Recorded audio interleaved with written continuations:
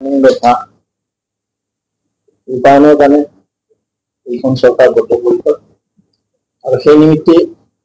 justice Biplab Kumar Sharma ডাঙৰীয়া যিখন প্ৰতিবেদন আছে তাত বিপ্লৱ শৰ্মা আয়োগে যি পৰামৰ্শাৱলী ৰাজ্য চৰকাৰক প্ৰেৰণ কৰিছিল প্ৰায় 67 পৰামৰ্শ আছিলে আৰু ইয়াৰে 10টা পৰামৰ্শ কেন্দ্ৰীয় চৰকাৰৰ অধীনত ৰিমেইনিং 57 ৰাজ্য চৰকাৰৰ অধীনত আৰু এই নিমিত্তে মাননীয় মুখ্যমন্ত্ৰী মহোদয়ে কালি ঘোষণা কৰিছিল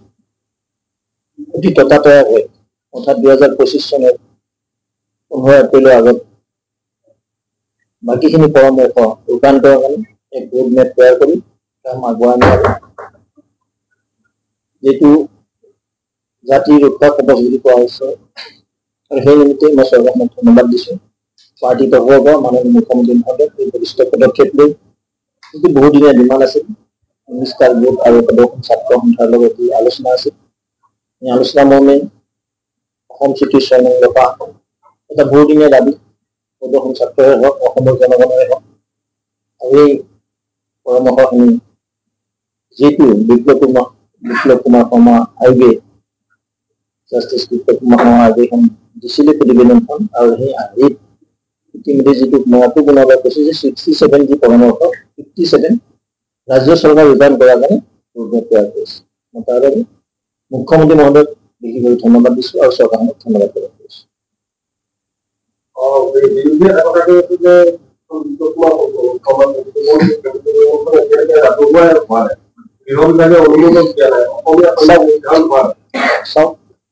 দহটা বিভাগ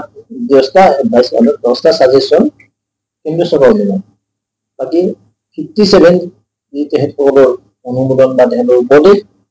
আৰু এইখিনি ৰাজ্য চৰকাৰৰ অধীনত আৰু নিশ্চয় যেতিয়া ৰোডমেপ তৈয়াৰ হৈছে পৰ্যায়ক্ৰমে অসমৰ জনগণে গম পাব বিৰোধীক জনোৱাৰ প্ৰয়োজন নাই নহয় বিৰোধী ঠিকেই আছে তেওঁলোক শাসনত বহি থাকক তেওঁলোকে কিবা এটা ক'ব লাগিব একো নকৰিলে জাতিটোৰ কাৰণে ৰাজ্যখনৰ কাৰণে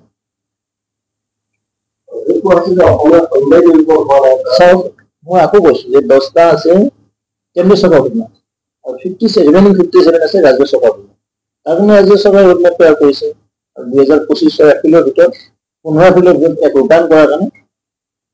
চৰকাৰে দৃঢ় প্ৰতিজ্ঞ আৰু সেই নিমিত্তে মাননীয় মুখ্যমন্ত্ৰী মহোদয়ে যোৱাকালি ঘোষণা কৰিছে এই ঘোষণাক আমি স্বাগত জনাইছোঁ দলে অসমীয়া